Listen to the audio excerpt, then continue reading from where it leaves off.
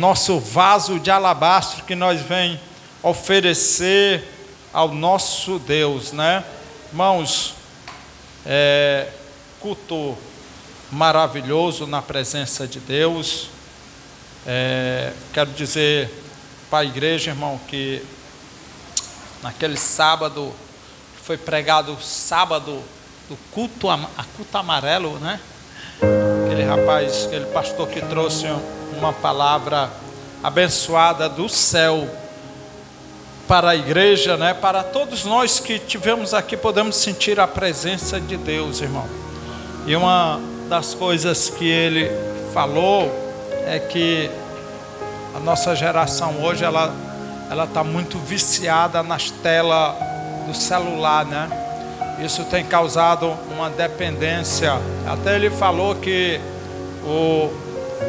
uma pessoa que usa o crack, a cocaína, ele falou que ela pode passar, falou as horas lá, sem a droga, né? Mais ou menos umas 62 horas sem dar abstinência, para sentir o desejo de usar novamente, né? E o celular, ele falou, foi umas 3 horas, foi isso? 3 horas. Ou seja, quando você para de usar o celular, você joga ele ali de lado, mas quando dá com 3 horas, você está querendo pegar o celular novamente, né? E eu meditando naquelas palavras, irmão, me lembro que uma vez eu assistindo um vídeo no Quai, e assistindo o vídeo e gostando, irmão.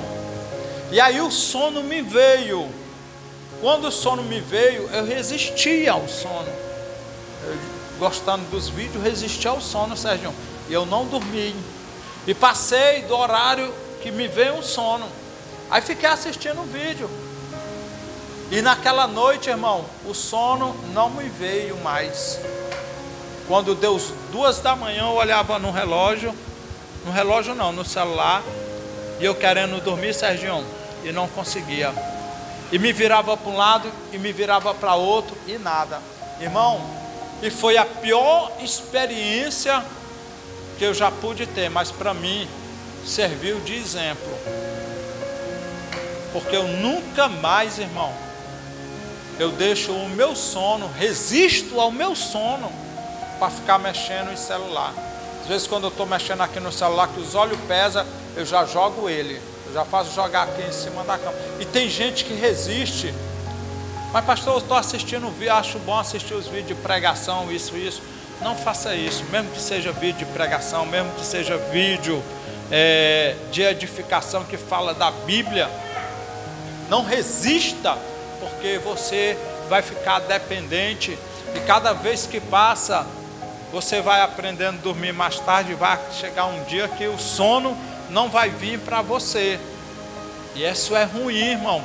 Então eu passei por isso, que eu me levantei no outro dia, eu não tinha ânimo de nada, porque para a gente ter energia no outro dia, a gente precisa dormir. Se você não dormir, você não tem energia para trabalhar, você não sente que a energia, você perde o dia todinho, irmão. Você até trabalha, mas você sofre, né?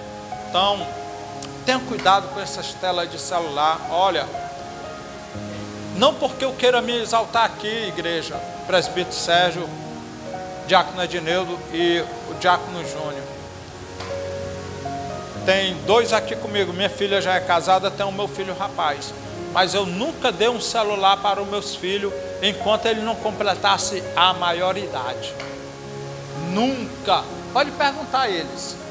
Nunca dei, Sérgio, um celular para os meus filhos enquanto eles não completassem a maioridade, e até deles que compraram o celular. Amém, irmão? Amém. Mas meus filhos pequenos, eles não estavam na tela de celular não, irmão. Lhe garanto isso, porque eu não dava. Está entendendo? Aí quando eles estão de maior agora, eles resolvem eles com Deus. Está entendendo? Aí eles resolvem. Porque a gente deve ter domínio sobre a nossa casa, irmão.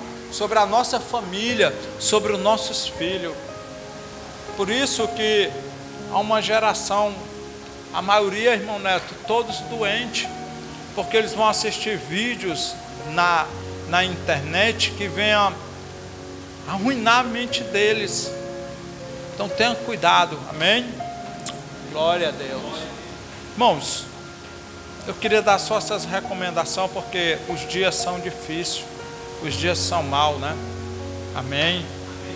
E nós precisamos ter muito cuidado com essas coisas. Estou dizendo que eu sou melhor do que os irmãos. Eu sei que é muito difícil hoje de dominar a geração que nós vivemos hoje, mas eu sou daquela geração antiga de pai assim que gosta de corrigir no extremo, Serginho. Diga assim comigo, corrigir no extremo. Mas deixa eu dizer uma coisa para vocês, irmão. Eu nunca me lembro de ter dado uma pisa nos meus filhos.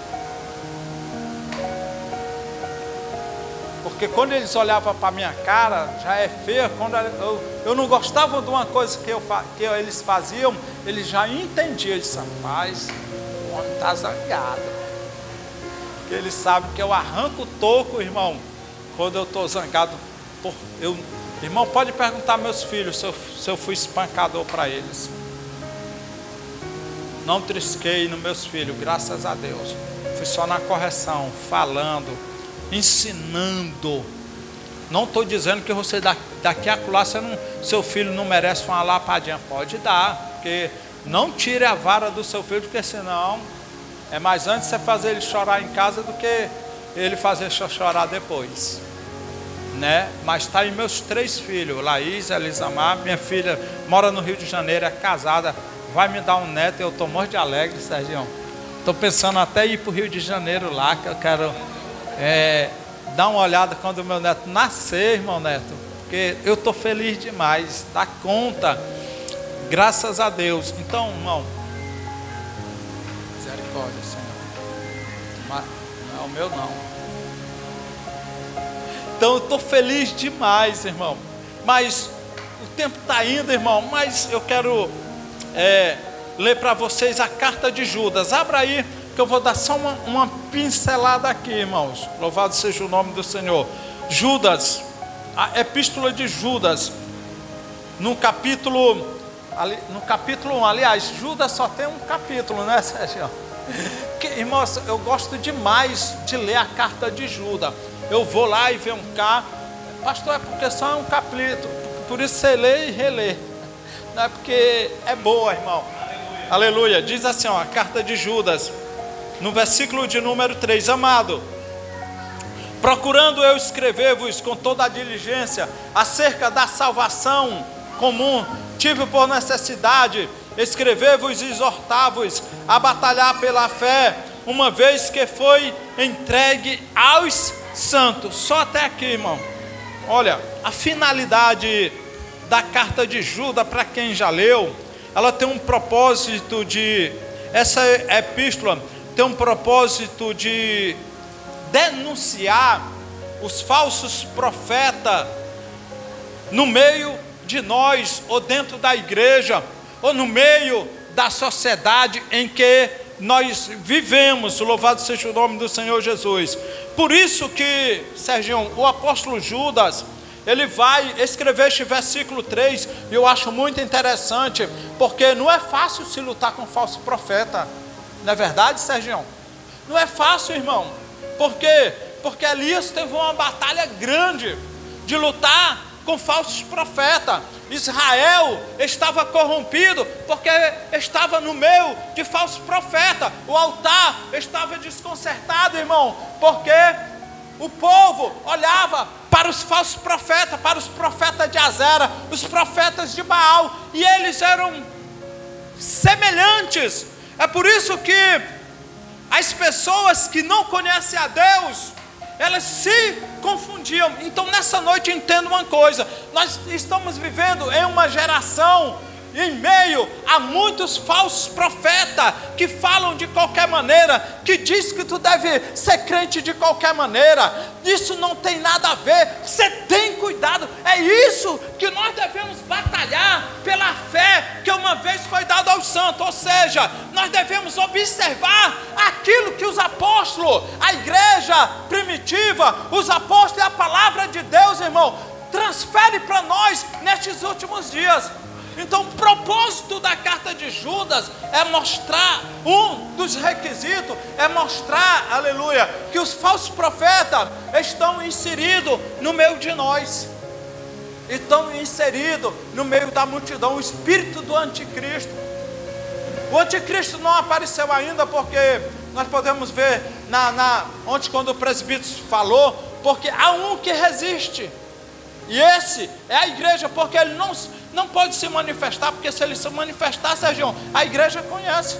Já pensou, Sérgio, alguém chegar para o crente mais fraco no entendimento de Bíblia, irmão, que não conhece a Bíblia, chegar, eu sou o Cristo, o que é que vocês vão dizer, irmão? Pode me seguir que eu sou o Cristo. O que é que vocês vão fazer?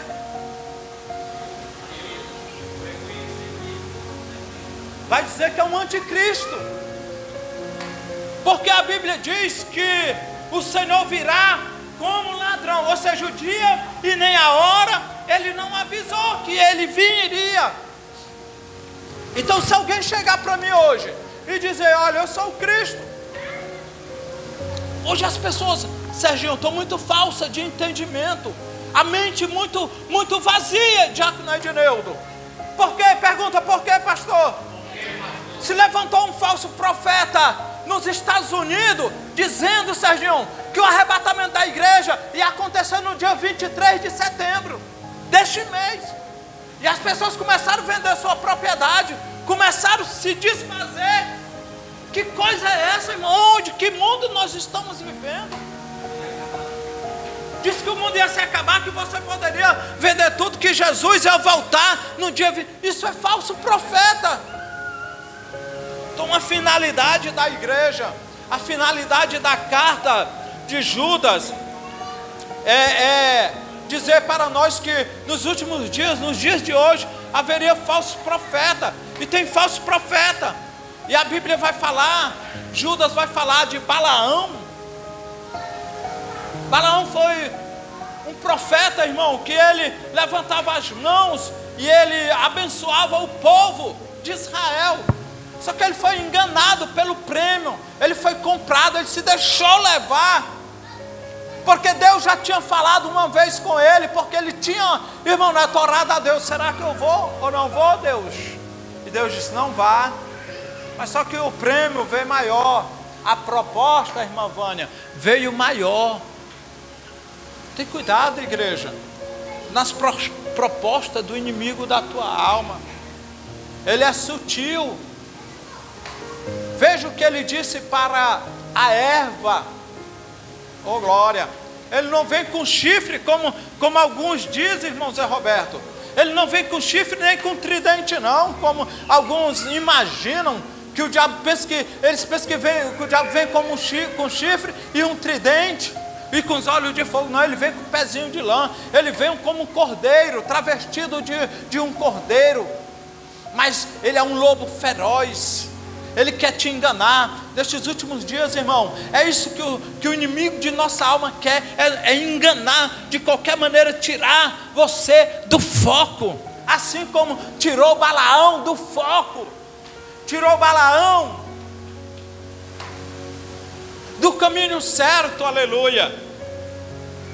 O propósito da carta de Judas, irmão, também foi descrever o juízo que ele ia trazer para aqueles que não queriam obedecer a ordem, a palavra de Deus, assim como ele trouxe juízo para Balaão, assim como ele trouxe juízo para Coré, assim como ele trouxe juízo para aqueles que se levantaram contra Moisés e contra todos aqueles que pregam a palavra de Deus. E o prêmio deles foi as trevas exterior. Os anjos que não guardaram a sua habitação. Deus trouxe juízo sobre eles. E eu encerro aqui, irmãos, louvado seja o nome do Senhor. Depois nós falamos mais sobre essa carta, sobre o propósito dessa carta. Mas um fundamento da carta é que Judas diz: olha, eu vos escrevo acerca da comum salvação. Louvado seja o nome do Senhor. Mas eu digo para vocês, aleluia, batalhe pela fé que uma vez foi dada aos santos. Amado, procurando eu escrever-vos com toda a diligência acerca da salvação comum, tive por necessidade de escrever, exortar-vos a batalhar pela fé que uma vez foi dada aos santos. Não saia do vosso entendimento, aleluia. Não saia daquilo que você aprendeu, daquilo que tem aprendido na igreja, através da palavra de Deus e pregado pelos homens de Deus neste púlpito. Amém, igreja? Que Deus abençoe a igreja. Fica de pé em nome de Jesus. Eu quero orar pelo irmão que quer se reconciliar. Vem aqui que eu quero orar por ti. Amém? Vem aqui, irmão Alfredo, em nome de Jesus. Eu vou pedir presbítero Sérgio para fazer essa oração e dar as bênçãos apostólicas. Louvado seja o nome do Senhor Jesus. E já falar da reunião. Igreja, estende sua mão para cá com fé.